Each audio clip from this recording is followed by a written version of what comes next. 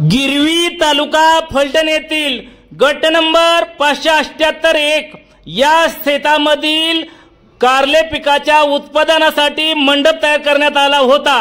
मात्र या शेजारी असलेल्या ट्रान्सफॉर्मर मधून या कारल्याच्या शेतामधील मंडपाला शॉर्ट सर्किटने आग लागून सुमारे 2.5 ते 3 लाख रुपयाचे नुकसान झाले आहे।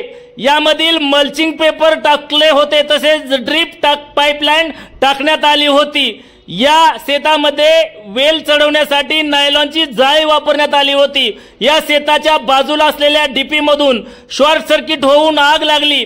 चंदर बजरंग निकाळजे यांच्या या कारल्याच्या शेतामध्ये सुमारे 48 गुंठे क्षेत्रामधील सर्व कारल्याच्या शेतासाठी लावण्यात आलेले साहित्य जळून खाक झाले आहे। नुकतेच या कारल्याचे पीक सुरू झाले होते।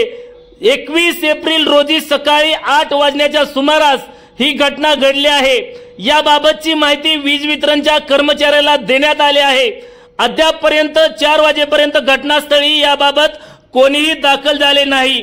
एकीकडे शेतकऱ्यांच्या शेतीमालाला भाव मिळत नसल्यामुळे शेतकरी अडचणीत आहेत।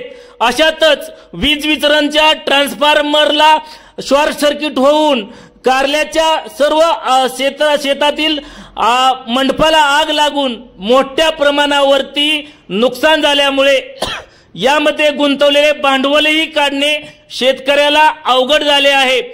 वीज वितरण कंपनीने त्वरित पंचनामा करून या कारल्याच्या शेतासाठी झालेला खर्च तसेच निघणारे उत्पन्न